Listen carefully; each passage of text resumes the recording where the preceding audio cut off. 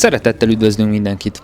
Képzeljétek el a fiatal Antonio Banderast a Desperado szerepében, keverve valamilyen horrorfilm szörnyével, akinek két gyíkfejű csáp áll a hátából, és nagyjából megkapjátok Jackie Estacadót, a The Darkness 2 rendkívül macsó és mindenre elszánt maffia főnök főszereplőjét. Hősünk tehát Hiro, valamint szörny egy szemében, és oly mérhetetlen kegyetlenséggel írtja, valamint végzi ki ellenfeleit, melynek láttán még a 8. utas a halál is elégedetten csettintene. No de mielőtt még az új Jackie-t jobban szemügyre vennénk, nézzünk szét a készítők házatáján. Az előző részt még ugye az Enclave-ről, a Knights of the Temple-ről és a The Chronicle of Riddickről elhíresült Starbreeze kalapálta össze, és mivel ők a Syndicate felélesztésén fáradoztak, így ezúttal a Digital Extremes hozta tető alá Darkness folytatását. Az ő portfóliójuk is impozáns, mivel a kezdeti ügyes flipper játékok után az Epic-kel karöltve elkészítették a kultikus Unreal-t, és annak tornamentes változatát, azonban a későbbi saját projektjei már nem durrantak akkorát. A Bioshock 2-be és a Homefrontba való besegítést követően pedig nekiálltak a The Darkness 2-nek. Ez az alkotás minden kétséget kizáróan kiérdemelte az M-besorolást, amely nagyjából a csak 18 éven felülieknek meghatározásnak felel meg. Amellett, hogy hősünk igen változatos arzenállal végezheti ki ellenfeleit, a hátán lévő két csáppal még hihetetlen vérengzést is végrehajthat. Bizony, Jackie Estacado nem lacafacázik, amikor öldöklésről van szó, de valahol megérthetjük, hiszen kedvesét még az előző részben meggyilkolta a maffia, ő pedig befogadta testébe a sötétséget, ami nagyjából annak felel meg, mintha megszállta volna az ördög vagy valamilyen démon. A démoni átalakulásnak persze játékmenetbeli jelentősége is van, méghozzá nem is akármilyen. Jackie-vel akár egyszerre tudunk a mindkét kezünkben lévő fegyverekkel tüzelni, miközben a csápokkal szétszincálhatjuk darabokra az ellenséget, különféle tárgyakkal nyársalhatjuk fel őket, vagy vághatjuk testüket ketté.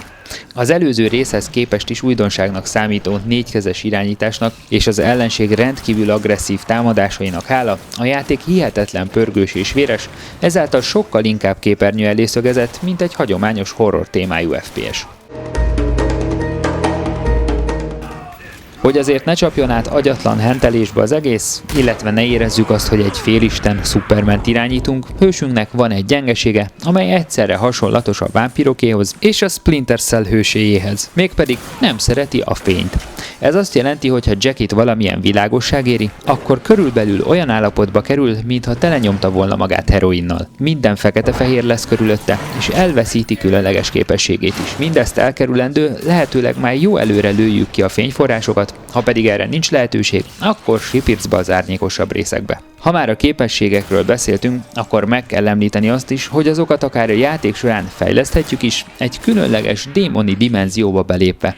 Ilyenkor a kicsit kaotikus, kör alakban elrendezett képességfák között válogathatunk.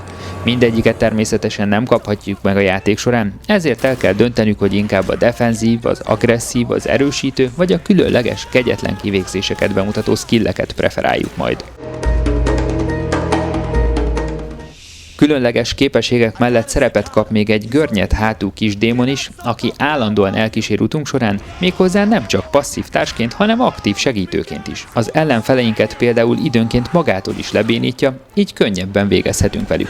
Később pedig akár még a kis görcs ellenség sorai közé történő hajítását is elsajátíthatjuk, és így sokkal hatékonyabban vethetjük be őkelmét.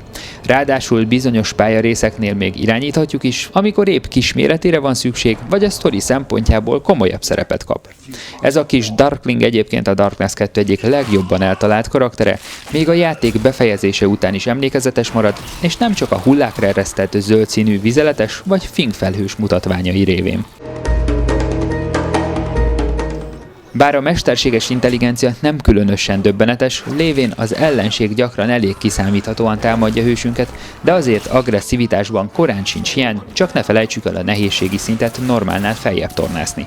A játék későbbi szakaszában az akció igazi vérengzős és gyilkos haláltáncá válik, amely még azt is képes elfeledtetni, hogy a pályák meglehetősen lineárisak. Szerencsére a környezet is kellőképpen eredeti és hátborzongató, többek között lerobbant, romos metrókban fogunk öldökölni, lepukkant bárokban és szakadt lotyókkal teli bordélyházakba látogatunk el, vagy korán sem jókedélyű, vidám parkban fagyaszthatjuk a mosolyt az ellenfeleink arcára.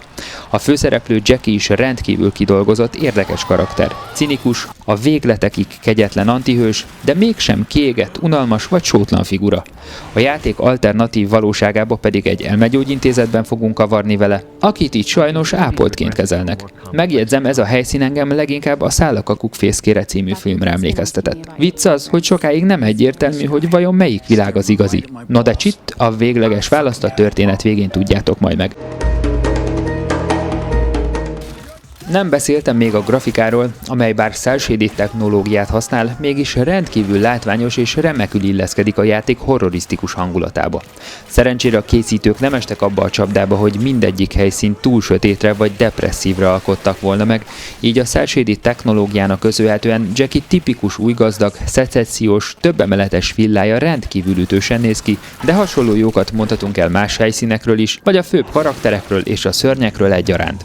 Bár a speciális effektusok annyira nem különlegesek, ezért bőségesen kárpótol a különleges vizuális világ. További pozitívum, hogy a hiperrealisztikusság mellőzésével egy barátságosabb gépigény lett az egyszeri felhasználó jutalma, mivel még az átlagosabb konfigunkon és a laptopunkon is tudtuk élvezni 30 FPS feletti értékekkel, maximális felbontás és csutkára tolt grafikai paraméterek mellett. De a nagyszerű hangulat és pörgős játékmenet ellenére sem mehetünk el a negatívumok mellett.